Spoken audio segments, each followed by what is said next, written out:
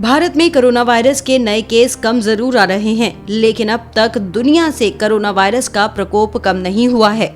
अब दक्षिण अफ्रीका और बोत्सवाना में कोरोना वायरस के नए वेरिएंट मिलने से पूरी दुनिया में चिंता एक बार फिर से बढ़ गई है। दक्षिण अफ्रीका में पाए गए नए कोरोना वायरस को लेकर WHO ने भी आपातकालीन बैठक बुलाई है।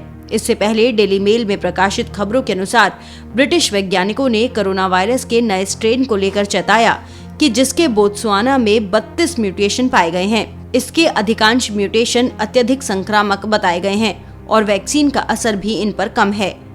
यूके की स्वास्थ्य सुरक्षा एजेंसी ने कहा कि कोरोना वायरस के नए वेरिएंट B11529 में स्पाइक प्रोटीन है, जो मूल कोरोना वायरस से अलग है, जिसके आधार पर कोविड-19 वैक्सीन विकसित किया गया था। इस वेरिएंट की पहचान सबसे पहले इस सप्ताह की शुरुआत में हुई थी। एहतियातन ब्रिटेन ने 6 अफ्रीकी देशों के लिए उड़ानों पर रोक लगा दी है। अब लंदन से इन देशों के लिए कोई विमान रवाना नहीं किया जाएगा। दक्षिण अफ्रीका में कोरोना वायरस का नया वेरिएंट पाए जाने के बाद भारत सरकार भी सतर्क हो गई है। समाचार एजेंसी PTI के मुताबिक केंद्र सरकार ने इस बाबत सभी राज्यों और केंद्र शासित प्रदेशों को पत्र लिखकर सजग किया है।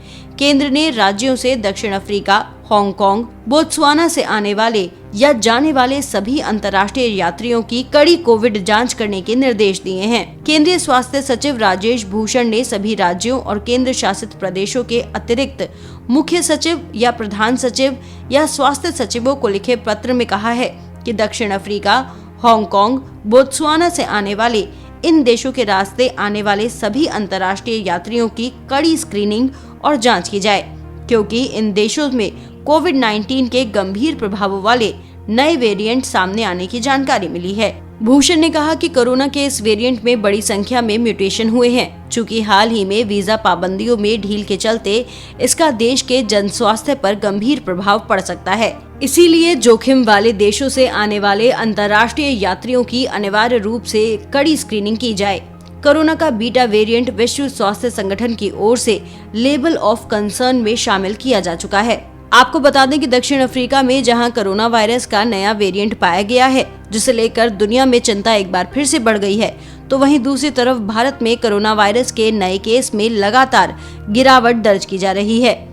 एक्टिव केसेस भी लगातार कम हो रहे हैं। आपको बता दें कि भारत में कोरोना वायरस वैक्सीनेशन का आंकड़ा भी लगातार बढ़ रहा है। भारत में 120 करोड़ से अधिक कोविड-19 वैक्सीन की डोज दी जा चुकी है। वहीं भारत में एक्टिव केस के साथ साथ नए केस में भी कमी देखी जा रही है। रिकवरी रेट 98% से ऊपर बना हुआ है।